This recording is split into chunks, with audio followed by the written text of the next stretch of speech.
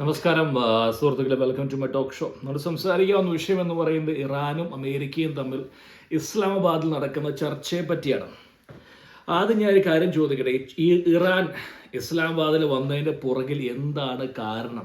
ഭയമാണോ, അത്യാഗ്രഹമാണോ, അതോ വീണ്ടും വാശിയാണോ, അതോ ജയിച്ചു എന്നുള്ള മനോഭാവമാണോ? നമുക്ക് ചിന്തിക്കേണ്ടിയിരിക്കുന്നു. ആദ്യമേ ഞാൻ പറയട്ടെ, ഇറാനിലെ സർക്കാർ അല്ലെങ്കിൽ അവിടുത്തെ ഭരണകൂടം എന്ന് പറയുന്നത് ഒരു കുടുംബം പോലെയാണ്.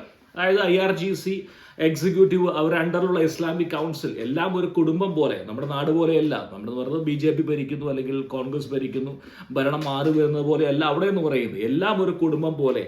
നിങ്ങളുടെ കുടുംബത്തിലെ ഏകദേശം 120 പേരെയും നിങ്ങളുടെ നേതാവിനെയും വധിച്ചതിന് ശേഷം 40 ദിവസം തികയുന്നതിന് മുമ്പ് നിങ്ങളൊരു സന്ധി ചർച്ചകൾക്ക് പോകുമോ? നമ്മൾ എത്രയോ സിനിമകൾ കാണുന്നതാണ് അല്ലേ, ഹിന്ദിയിലും മലയാളത്തിലും തമിഴിലൊക്കെ അല്ലേ. പക, അപ്പനെ കൊല്ലുന്നു, സഹോദരനെ കൊല്ലുന്നു. അപ്പോൾ ഈ പ്രതികാരം ചെയ്യാൻ വേണ്ടി പോകുമ്പോൾ അമ്മയുടെ ആങ്ങളമാർ വരട്ടെ, 40 കഴിയട്ടെ, അല്ലെങ്കിൽ അപ്പൻ്റെ ചേതയൊന്നും അടങ്ങട്ടെ, എന്നിട്ടാകാം പ്രതികാരം എന്നുള്ളത്. ഇത് 40 ദിവസം പോലും കഴിയാതെ, ഇതിൻ്റെ അറിവിൽ ശവടക്ക് പോലും കഴിഞ്ഞു എന്ന് അറിഞ്ഞുകൂടാ. തീർച്ചയായിട്ടും ഏകദേശം 120ഓളം ഹൈ പ്രൊഫൈൽ ജനറൽമാരാണ് അമേരിക്ക വധിച്ചിരിക്കുന്നത്. എന്നിട്ട് പോലും ഈ കുടുംബ വൈര്യം, നിങ്ങൾ എന്തുകൊണ്ട് കുടുംബസ്നേഹം കാണിക്കുന്നില്ല? 40 ദിവസം കഴിയുന്നതിന് മുമ്പ് നിങ്ങൾ ചർച്ചയ്ക്കായി പോയിരിക്കുകയാണ് ചെയ്ത രാജ്യത്തിനെതിരെ. അമേരിക്കയുടെ ജനറൽമാരൊന്നും മരിച്ചു പോയിട്ടില്ല, ഇസ്രായേലിൻ്റെ മരിച്ചു പോയിട്ടില്ല, നിങ്ങളുടെ മാത്രമേ മരിച്ചു പോയിട്ടുള്ളൂ. എന്നിട്ട് നിങ്ങൾ പോയിരിക്കുന്നത് ശരിക്കും നിങ്ങൾ ചതിക്കുകയാണ്. ഇറാൻ്റെ ഈ അറാച്ചി എന്ന് പറയുന്ന 2-3 പേര് പോയിരിക്കുന്നവർ. ഒരുപക്ഷെ അവരെ പോലും അമേരിക്ക വെറുതെ വിട്ടിരിക്കുന്നത് ചർച്ചയ്ക്ക് ആരെങ്കിലും വരട്ടെ എന്ന് കരുതിയത് കൊണ്ടാണോ? എനിക്ക് അറിഞ്ഞുകൂടാൻ ചോദിക്കുന്നു. നിങ്ങളുടെ കുടുംബത്തിലെ വലിയവർ കൊല്ലപ്പെട്ടാൽ, കുട്ടികൾ കൊല്ലപ്പെട്ടാൽ, വീട് ആക്രമിച്ചാൽ, അങ്ങനെ ഇരിക്കുമ്പോൾ 1 മാസം കഴിയുന്നതിന് മുമ്പ് തന്നെ ഇരുന്ന് സമാധാനം പറയാൻ നിങ്ങൾ പോകുമോ? എനിക്ക് നിങ്ങളുടെ എല്ലാവരും ഉത്തരങ്ങൾ കിട്ടിയേ പറ്റൂ. ഒരു സാധാരണ മനുഷ്യൻ പോലും, ഇത് മതമല്ല അവിടെ പ്രശ്നം എന്ന് പറയുന്നത്, ഈ ഒരവസ്ഥയിൽ നിങ്ങൾ പോകുമോ? ഇതിന് പുറകിൽ കാരണം എന്താണ്?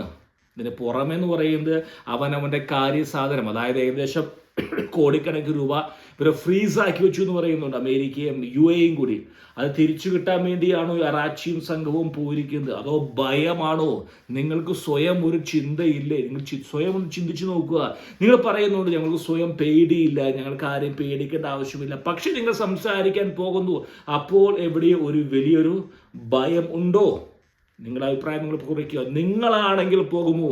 നിങ്ങളുടെ അപ്പനെ കൊന്നവരുമായി നിങ്ങൾ സന്ധി സംഭാഷണത്തിന് പോകുമോ എന്ന് എനിക്ക് അറിയേണ്ടിയിരിക്കുന്നു.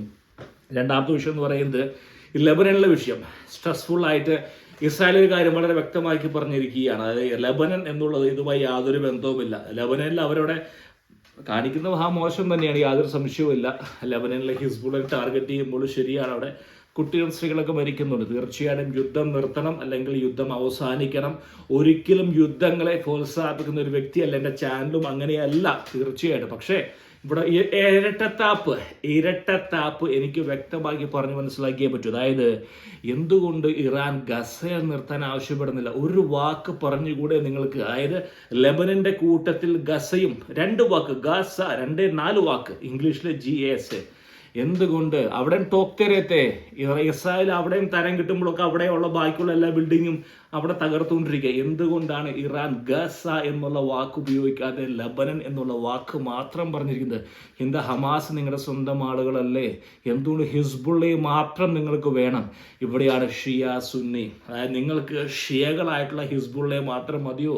സുന്നികളായിട്ടുള്ള ഹമാസിലെയും ഗസയിലെ ജനങ്ങൾക്ക് നിങ്ങൾക്ക് what are you up to?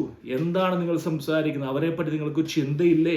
സത്യത്തിൽ എന്താണ് ഇവർ കാണിക്കുന്നത്? നമുക്ക് ചിന്തിക്കേണ്ട. ഇതൊരു സാധാരണ യുദ്ധമൊന്നുമല്ല, ഇത് വെറും ഒരു പവർ ഗെയിമാണ്. ഇതിന് അണ്ടറിൽ വന്ന ചാനൽ അണ്ടറിൽ വന്ന് ഏതാ പോകുന്ന സുഹൃത്തുക്കൾ ശ്രദ്ധിക്ക്.